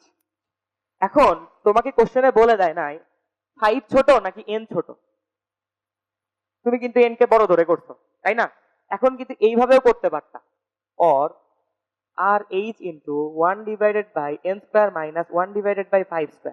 তখন ঢাল কত হইতো বলো? R H divided by n² plus, sorry, minus R H divided by 5²। তখন ঢাল কত হইতো বলো? Plus R H. দুইটা অ্যান্সার, বুঝছো?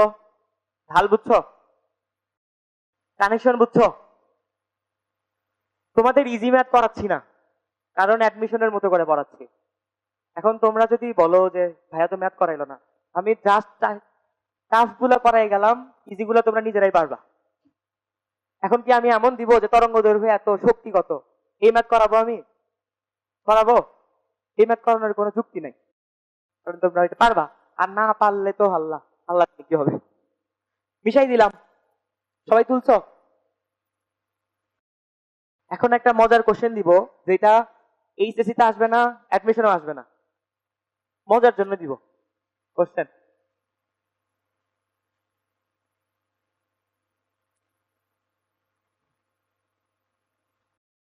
আর আই স্কোয়ার গ্রাফটি কোন অরবিটালকে বোঝায়?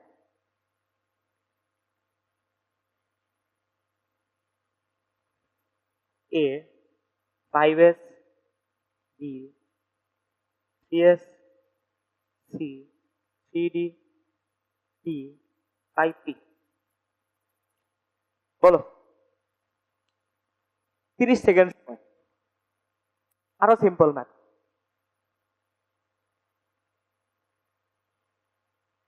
আগে বুঝো তারপর তুলো। তোলা ইম্পর্টেন্ট না, বোঝাটা ইম্পর্টেন্ট।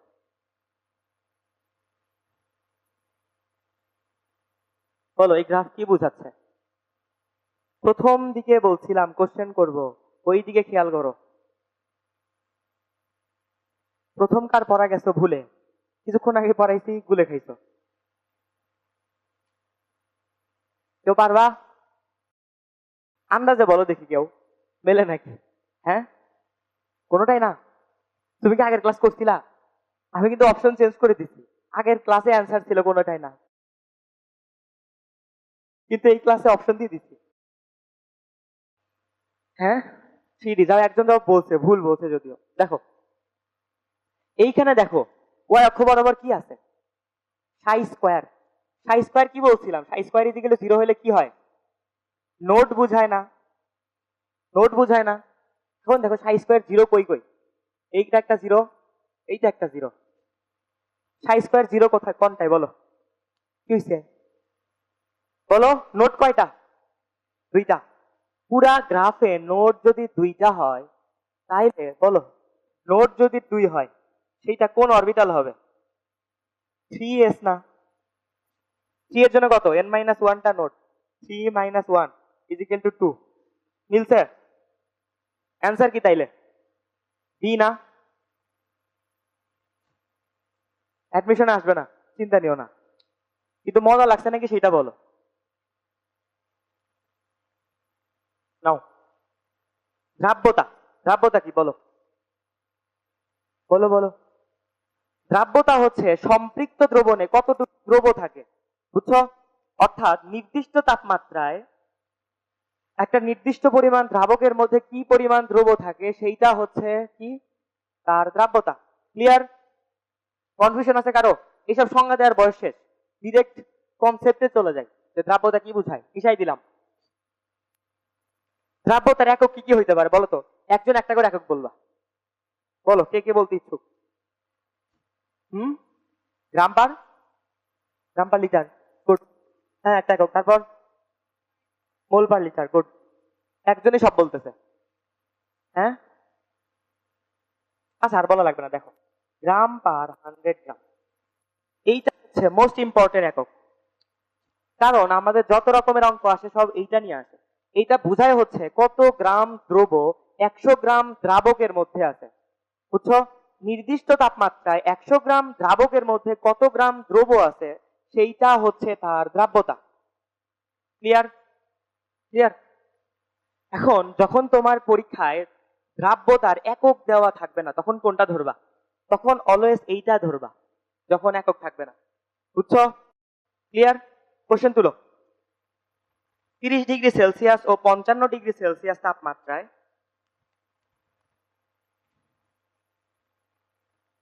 কোন দ্রবের দ্রাব্যতা 50 ও 90।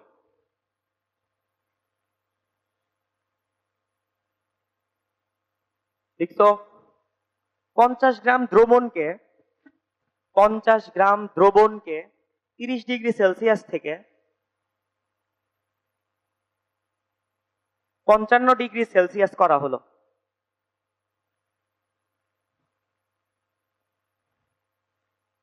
উক্ত দ্রবণকে সম্পৃক্ত করতে আরো কত গ্রাম দ্রব প্রয়োজন? উক্ত দ্রবণকে সম্পৃক্ত করতে আরো কত গ্রাম দ্রব প্রয়োজন?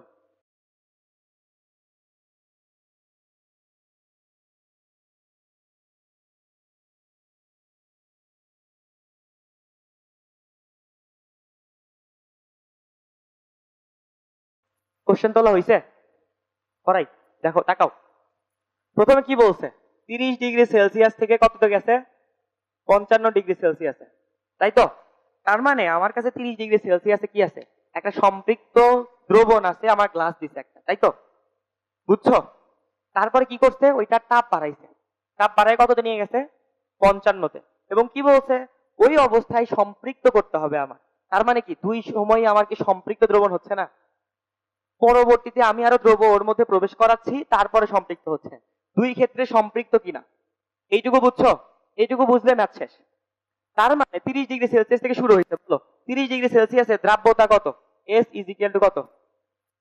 সূত্র বলছি, সূত্র বলছি, সূত্র লিখো। S is equal to 100 into দ্রব ডিভাইডেড বাই দ্রাবক is equal to 100 M divided by M minus M.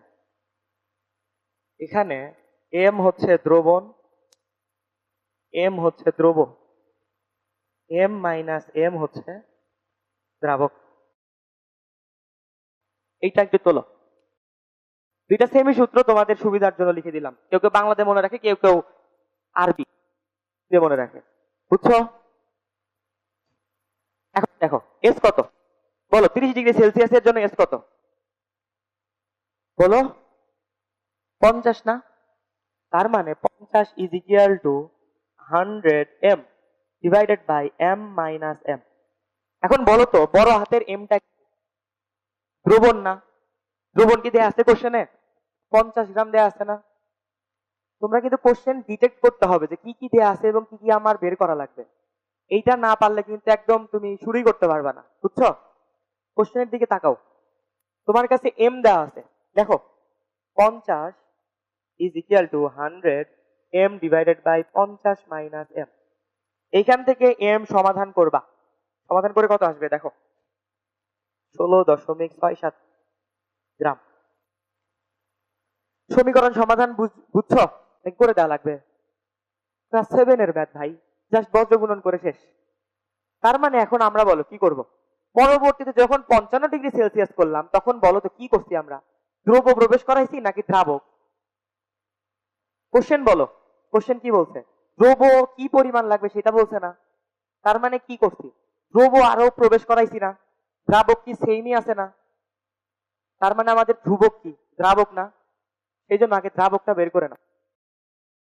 দ্রাবক M minus M 50 minus 16.67 is equal to 33.33 gram. বুঝছো? আমার কাছে একটা গ্লাস ছিল, গ্লাসের মধ্যে চিনি এবং পানি আছে, তাপ বাড়াইলাম, তারপরে কি হইলো? দ্রাবক তো পানি তো সেমই আছে, পরবর্তীতে আরো চিনি ওর মধ্যে প্রবেশ করায় সম্পৃক্ত করতেছি। দ্রাবক অর্থাৎ পানি তো আর প্রবেশ করাই নাই, তার মানে পানির পরিমাণটা নির্ণয় করে নিলাম আগেই। ক্লিয়ার? এখন আসো 55 ডিগ্রি সেলসিয়াসের ক্ষেত্রে। এইখানে দ্রাব্যতা কত বলো? 90 না? ইজ ইকুয়াল টু 100 নতুন দ্রবের পরিমাণ এম প্রাইম। এখন কি এম দেওয়া যাবে? এম তো অলরেডি বের করছি। এখন তাইলে নতুন একটা এম সংজ্ঞায়িত করলাম, এম প্রাইম। বুঝছো? বুঝো নাই কে বলো তো? সব বুঝতেছো কেন? কিছু তো বলা লাগবে যে ভাই এটা বুঝি নাই। সব বুঝছো? বাপরে, নাও তাকাও। ডিভাইডেড বাই দ্রাবক না? নিচে কি দ্রাবক না? দ্রাবক কি বের করছি না? 33.33 ডিরেক্ট বসাই দিলা, সমস্যা নাই। এখান থেকে এম প্রাইম বের করো, নিয়ার টু 30 গ্রাম আসবে। দেখো আসে কিনা। এখন কোশ্চেন হচ্ছে আরো কত গ্রাম দ্রব প্রয়োজন? আরো মানে এক্সট্রা আরো কত লাগতেছে। এখন কি করবা? যোগ করবা, বিয়োগ করবা, না গুণ করবা? গুণ করতে চাও কে কে? অতিরিক্ত বের করতে কেউ গুণ করে? দেখো, delta M is equal to M prime minus M is equal to 30 gram minus 16.67 gram সমান 1.33 গ্রাম। বুঝছো না বুঝো নাই? বুঝছো? ক্লিয়ার? এখন তাকাও, গ্লুবার সল্ট, গ্লুবার সল্টের পরিবৃত্ত তাপমাত্রা থাকে জানো? গ্রাফ আঁকাই। এইটা হচ্ছে দ্রাব্যতা 32.4 ডিগ্রি সেলসিয়াস। এটা হচ্ছে গ্লুবার সল্ট Na2SO4.10H2O। দেখতে পাচ্ছো? গ্লুবার সল্টে কি হয়, প্রথমে যেহেতু ওর সাথে পানি থাকে সেই জন্য তাপহারী বিক্রিয়া দেয়, বুঝছো? এবং তাপহারী বিক্রিয়াতে যদি তাপমাত্রা বৃদ্ধি করতে থাকো তখন কি হয়? দ্রাব্যতা বাড়ে না? এখন দ্রাব্যতা বাড়লে সেই জন্য গ্রাফ বাড়ছে। কিন্তু 32.4 ডিগ্রি সেলসিয়াস অর্থাৎ ওর জন্য পরিবৃত্ত তাপমাত্রা, কি তাপমাত্রা? পরিবৃত্ত তাপমাত্রা, পরিবৃত্ত তাপমাত্রা, টেম্পারেচার। এই টেম্পারেচারে কি হয়? পানি চলে যায়। পানি চলে যাওয়ার পর জাস্ট থাকে হচ্ছে Na2SO4 এবং সেইটা দেয় হচ্ছে তাপোৎপাদী বিক্রিয়া। তখন যদি তাপমাত্রা বাড়াও দ্রাব্যতা কি হবে? কমে যাবে না? গ্রাফ দেখো, কমছে, কমছে, বুঝছো? গেল। এখন আসো আয়নিক গুণফল এবং কি যেন বলো এটা, দ্রাব্যতা গুণফল। আয়নিক গুণফল এবং দ্রাব্যতা গুণফলের সংজ্ঞা কাছাকাছি। নির্দিষ্ট তাপমাত্রায় স্বল্প দ্রবণীয় লবণের ক্ষেত্রে সম্পৃক্ত দ্রবণে যে যে আয়ন থাকে তাদের ঘনমাত্রার যথোপযুক্ত ঘাত সহ গুণফলকে বলে না দ্রাব্যতা গুণফল। এবং যে কোনো ঘনমাত্রার দ্রবণে উপস্থিত আয়নের যথোপযুক্ত ঘাত সহ গুণফল ঘনমাত্রার, তাদেরকে বলা হয় হচ্ছে আয়নিক গুণফল। ক্লিয়ার? সংজ্ঞা পড়ানোর বয়স নাই, সংজ্ঞা পড়াইলাম না। এখন বলো, এখানে টপিকটা পড়াবো হচ্ছে স্বল্প দ্রবণীয় কেন। স্বল্প দ্রবণীয় কেন বলো? কেউ কি কোথাও পড়ছো বা কাউকে জিজ্ঞেস করছিলা স্বল্প দ্রবণীয় কেন? বলো বলো বলো। আচ্ছা বলি, স্বল্প দ্রবণীয় না হইলে ভর ভর ত্রুটি সূত্র শিখছো? ভরক্রিয়া সূত্র, ভরক্রিয়া সূত্র শিখছো নাকি ওই চ্যাপ্টারে যাওইনি এখনো? এখন ভরক্রিয়ার সূত্রটা কার্যকর হওয়ার জন্য পুরোপুরি দ্রবীভূত হওয়া যায় না। মনে করো এরকম আছে A B, A plus plus B minus, এইরকম হওয়া যাবে না, তাইলে ভরক্রিয়ার সূত্রটা কাজ করবে না। এবং আমাদের যে আয়নিক গুণফল এবং দ্রাব্যতা গুণফল আছে সেইটা মূলত ভরক্রিয়া সূত্র থেকে আসে, বুঝছো? তার মানে অবশ্যই স্বল্প দ্রবণীয় হইলেই ভরক্রিয়ার সূত্র মেনে চলবে এবং তখনই just K S P K IP পাবো। ক্লিয়ার? ক্লিয়ার? তার মানে স্বল্প দ্রবণীয় হচ্ছে এইটা তখন এইরকম হইতে হবে। স্বল্প দ্রবণীয় হইলে কি উভমুখী হয় না, সাম্যাবস্থা তৈরি হয় না, তখন just K S P K IP পাবা। ক্লিয়ার? এখন দেখবো কেমনে পাই।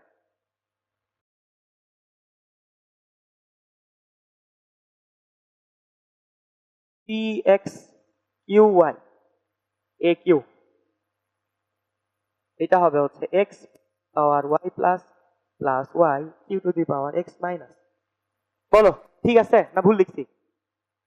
ঠিক আছে? ঠিক আছে, সবাই একমত? ইস, আজান দিয়ে দিল। দেখো, এইটা যখন তুমি পানিতে দিবা, পানিতে ওর ঘনমাত্রা বাড়বে না কমবে?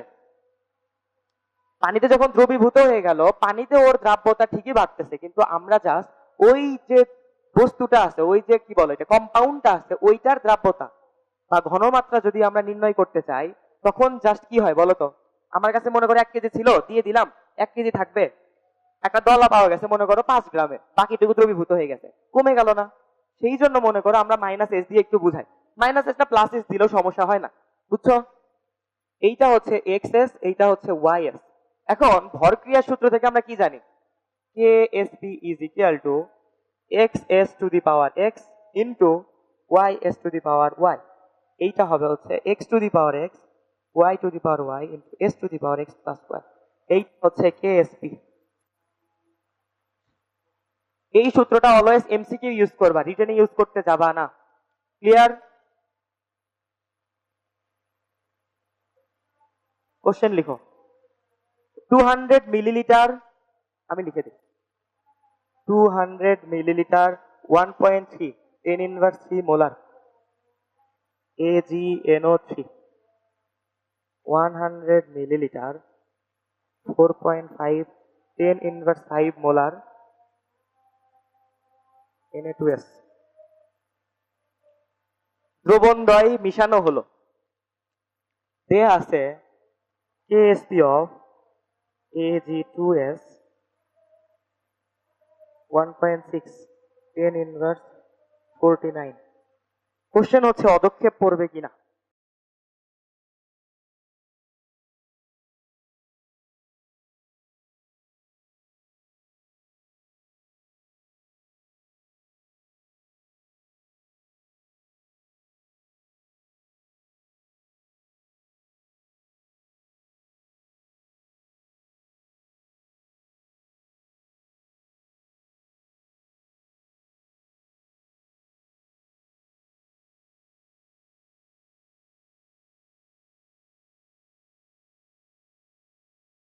তাকাও, প্রথমে কি করবা, বিক্রিয়া করবে দুইটা, কি করবে, AgNO3 প্লাস Na2S, কি করবে বলো, Ag2S প্লাস ডট ডট কিছু একটা হবে, তাই তো? আমাদের অদক্ষেপ হওয়ার চান্স কোনটা, Ag2S না, তাই তো? এখন দেখো Ag2S কে ভাঙতে হবে, Ag2S ভাঙবা কেমনে, এভাবে 2Ag plus plus S2 minus KSP, কি বলো, KSP যা আছে KIP নির্ণয় করব, Ag plus whole square into S2 minus, third bracket দ্বারা কি বোঝাচ্ছি বলো তো, ঘনমাত্রা না। এখন তুমি এই কোশ্চেন খেয়াল করো, তোমার কাছে এই ঘনমাত্রার AgNO3 আছে, এই ঘনমাত্রার Na2S আছে, দুইটা যখন মিশানো হবে ঘনমাত্রা সেম থাকবে না চেঞ্জ হবে? সেম, চেঞ্জ হবে। কেন চেঞ্জ হবে বলো বলো? চেঞ্জ হবে এই কারণে, কারণ আয়তনটা চেঞ্জ হয়ে যাচ্ছে, বুঝছো? দুইটা 300 মিলি হয়ে যাচ্ছে না, প্রথমে 200 ছিল, তারপর 100 ছিল, দুইটা মিক্স করলাম 300 হয়ে গেল না। আয়তন যদি চেঞ্জ হয় ঘনমাত্রা চেঞ্জ হবে? অবশ্যই হবে। এখন ঘনমাত্রা যদি চেঞ্জ হয় কেমনে করবা, 1.3 ইন্টু 10 ইনভার্স কত 3 গুণ 200 ডিভাইডেড বাই 300 স্কয়ার গুণন কত 4.5 ইন্টু 10 ইনভার্স 5 গুণন 100 ডিভাইডেড বাই 300, গুণ করো কত আসে বলো?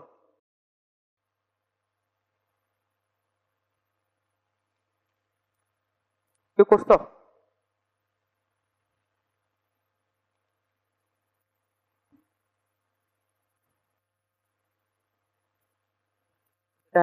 KSP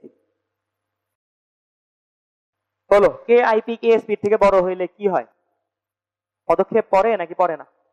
পদক্ষেপ পড়ে। উত্তর পাইছো, পদক্ষেপ পড়বে কি পড়বে না? আরেকটা কোশ্চেন লিখো তাড়াতাড়ি। পানিতে CdOH2 এর মোলার দ্রাব্যতা 1.84 into 10 inverse 5 molar, pH is equal to 12, বিশিষ্ট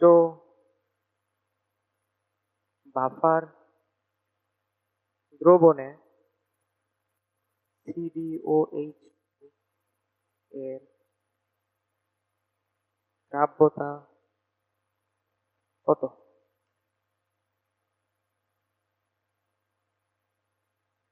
আইআইটি চিনো কে কে? আইআইটির ম্যাথ 19 সালের, এটা পারলাম আইআইটি পেয়ে গেলাম মনে কর।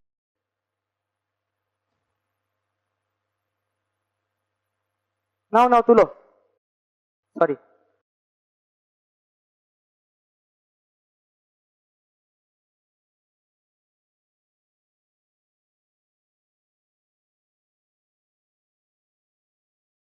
তাকাও, প্রথমে কি বলছে, মোলার দ্রাব্যতা। মোলার দ্রাব্যতা মানে কি, এস না? মোলার দ্রাব্যতা দেখো, CdOH2 CdOH2 কেমনে ভাঙে?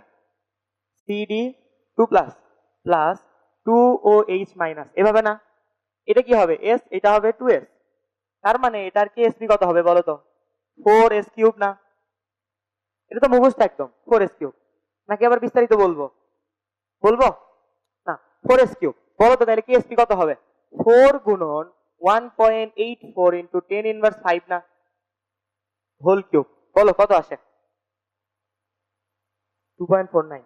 2.49 ইন্টু 10 ইনভার্স 14 KSP আসছে। এইটুকু আমরা জানি। তারপর কি বলছি? pH ইজ ইকুয়াল টু বিশিষ্ট বাফারে বা বাফার দ্রবণে এইটাকে কি করা হইলো? প্রবেশ করানো হয়েছে। তারপর দ্রাব্যতা কত? এইটা আমরা কোন দিকে যাচ্ছি কেউ নাম বলতে পারবা?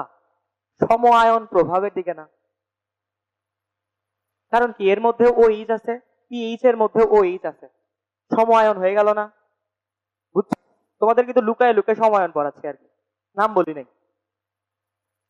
দেখাও, pH যদি 12 হয়, POH কত বলো? কত? 2। তার মানে OH মাইনাস এটা কত? 10 ইনভার্স 2 না? এটা বুঝো নাই কে? তুমি? POH মানে কি বলো? মাইনাস লগ OH মাইনাস না? Is equal two 2। এটা ইয়ে করো, OH মাইনাস লগ যদি এই পাশে নিয়ে যাও কত হয় বলো? মাইনাসটা এই পাশে নিয়ে গেলা, তাই তো? এখন লগকে এই পাশে নিয়ে গেলে কি হবে? 10 টু দি পাওয়ার মাইনাস 2 না? এখন বুঝছো? ক্লিয়ার? কিরে ভাই, লগ ভুলে গেছিস কেন তোরা? দেখো এইটুকু বুঝছো? তার মানে আমার যে বাফার বা একটা বাফার দ্রবণ আছে তার মধ্যে OH এর পরিমাণ এইটুকু। ক্লিয়ার? এখন আমাদের কি নির্ণয় করতে হবে? ওর দ্রাব্যতা। এখন CdOH2 এর জন্য কি হবে? এটা KSP is equal to 2.49 into 10 inverse 14 CD2 plus into OH minus whole square is equal to 2.49 into 10 inverse 14. বলো, CD2 plus into 10 inverse 2 whole square 2.49 into 10 inverse 14, বলো কত হয়? CD2 plus কত বলো? কেউ ক্যালকুলেশন করো। কঠিন লাগতেছে কি এটা? ভাই তুলতে ব্যস্ত কেন? বুঝছো কি এটা কি করতেছি? কারণ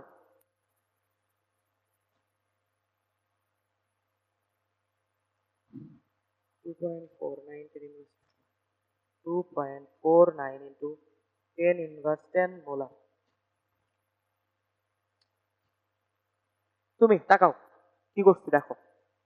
প্রথমে CdOH2 কে ভাঙছি, তারপরে KSP নির্ণয় করছি 4S কিউব। এইটুকুর মধ্যে কোনো কনফিউশন নাই? নাই। এখন আমাদের এসটা কি বলতো? দ্রাব্যতা না? দ্রাব্যতা কি দেয়া আছে না?